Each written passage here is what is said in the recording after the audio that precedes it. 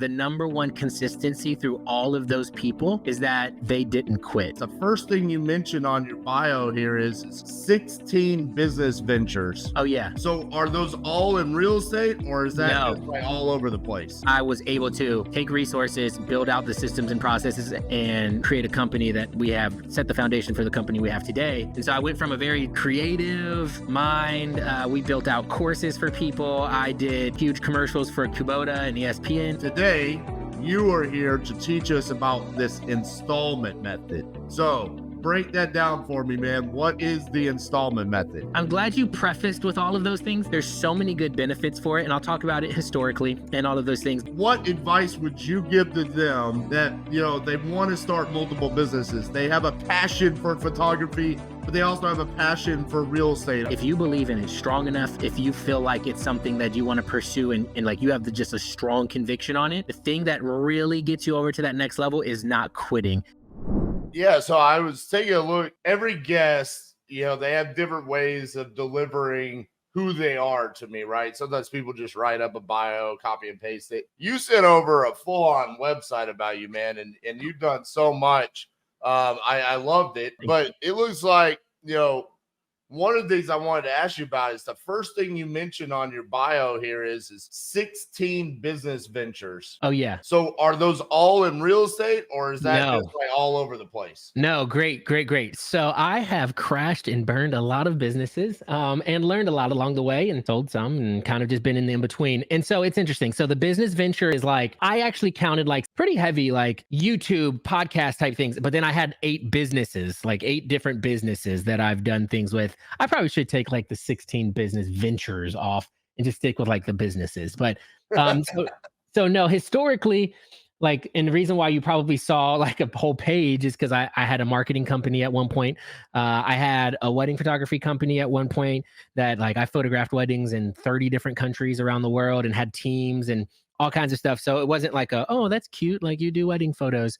And so very visually appealing. And so that's why like I sent over that media kit to make it easy for people because then it's like, oh, here's a cool little bio, here's some pictures, here's a timeline. And so like I've been a little bit more on the visual side of things. So it's really interesting to move to real estate now, which is a lot more analytical, understanding the numbers. And it's a lot more process oriented and driven, which I historically have not been, but was forced to be about 2 years ago. I started wholesaling by literally taking houses from Zillow for sale by owner and then sending them to hedge funds. And like, that was it. That's all I knew about wholesaling. And I didn't have a dispo list. I didn't do cold calling. I didn't do anything like that. That was in like the golden era of wholesaling, which is 2021, right? Like I started April 2021. Between April 2021 and November, I did like 70 deals. And then with just all hedge funds and Zillow for sale by owner. And then between November and February of like 2021 into 2022, when interest rates started to drop, hedge funds stopped buying. I had to, really the business like shut down. I had to lay off all of our staff and move out of our office. But then I really put my head down and for 6 months just dialed in our systems and processes. And I was I still am a part of Collective Genius. And because of that, like literally because of that mastermind, I was able to take resources, build out the systems and processes, and create a company that we have set the foundation for the company we have today. And so I went from a very creative mind. We built out courses for people. I did huge commercials for Kubota and ESPN to like real estate. So, but it's only because of the resources and the community and the people that I had around me at the time that allowed me to kind of push through that. But I knew like at the end of the day, real estate was the thing. Like real estate, man, like generational wealth. I'm building something that's bigger than just like, not that taking photos and creating videos isn't big, but like I'm building something that has the potential to create a massive amount of impact in the world. And like, that's where I just went all in on. And so crashed and burned, and honestly did not exit well on a lot of those because I saw like so much in this. Yes, that was the long answer to your short question. If there was ever a scenario where you did just need to walk away, how does that go with the paperwork? Because there is a sign. Is it just like, hey, we crumple up and that deed never actually got signed, or right. What happens? Yeah, so I love that you asked this. I actually knew this was going to be the next question. So what ends up happening, and this is what makes it fantastic, like about not actually going on the deed, is that you just quit claim your equitable ownership off of the title. So like, it's not messy. Like if you were to sub to it and then go, oh, this deal didn't work and try to like send it back, right? Like that's Right. not what this is. Because you just have equitable ownership, it's very similar to just having a list pendants. You literally are just releasing it. And so that's what makes this easier than other creative methods, because the title isn't actually transferred over. So in case you can't sell it, then you run into that. But you also can. So my title company in South Carolina does not do this. My title company in North Carolina puts in language that we actually will turn this into. So there's sometimes where we don't owe the sellers much and we end up paying it off. And I'm like, hey, can you just sub to this? And then they're like, all right, yep, boom, zip, zap, zip, moved into a sub two. And so Right. then now the deed is just transferred over to us without having to pay the underlying mortgage off. Instead of like with an installment, I would have to pay off the underlying mortgage as well. Now we're just switching it and then going into a sub two instead, because I've paid the seller enough to satisfy what they were getting. It still gives me a ton of options along the way, regardless of what happens. And that's And the benefit of having multiple strategies there, right? I mean, you can kind of Mhm. blend them at times. The same thing as a sub two seller finance hybrid, right? I mean, Yep. I was going to say, you could seller finance this. You Yeah. could definitely seller finance this to where you go, hey, this has been fantastic. Do you want to extend it 20 years? Right. Or whatever you want to do. Like, yeah, sure. Just do it. So when you were doing acquisitions on deals, Yeah. what is like the percent of installment methods actually being offered? So for us, it's 100% unless it's going to be a sub two.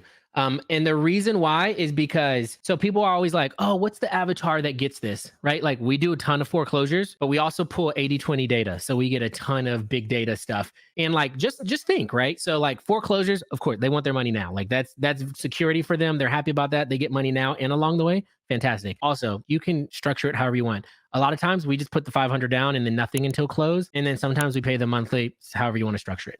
But imagine they're on a big data list. They have high equity absentee. They're getting called by 10 other people every single day. And the other people are just offering them cash offers. And our offer can be more every single time, because we live in Charlotte, where like you can sell a dump in Charlotte on the market for 80%. Like really, you could. And you know that. And so for us, we pitch it every time because it beats everybody's. Nobody else is offering money now, money along the way, and their number. Like nobody. So like we just always push it unless they take our cash offer the first time. But still, then if they take our cash offer the first time, then it's usually a banger. So then we still move it into an installment because we want to protect those profits. And so like, because imagine really good, really top level wholesalers still have a 25 to 30% drop off from contract to close. Yes.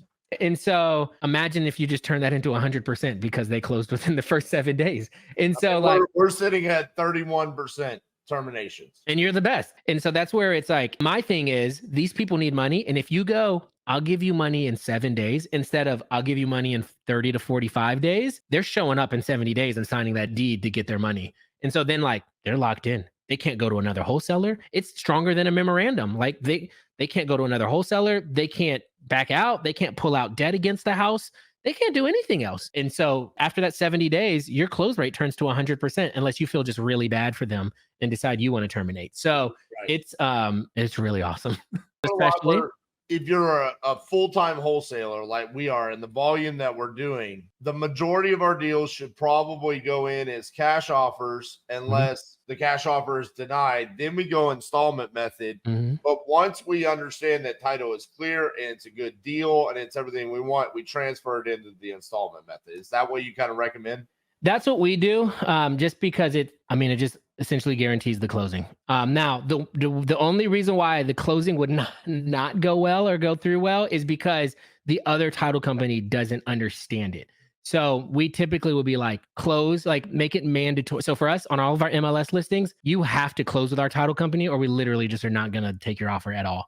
And if you don't want to close, so like you have to close with ours. So it's mandatory for us with installment methods, because then it opens, that deed is held in that same title company, closes in that same title company instead of having to send it to another title company, because it's a physical copy of the signed deed. So like just leave it all in one place. Do you have resources or an area where people can find like the contracts that are necessary, resources for problems that come up during this?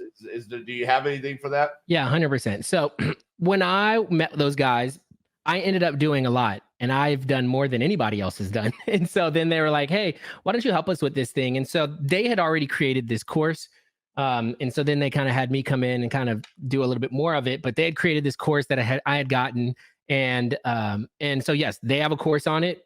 Well, I guess we all have a course on it that you can go and check it out. But we also give you a free course version of it. So if you go to installmentmethod.com/freebies, you'll actually get a free course that has me walking through like exactly what this is, walking through some of the talking points, and then Steve Trang teaching this to his team. Like it's a really cool back end that'll help walk you through like honestly a lot of it.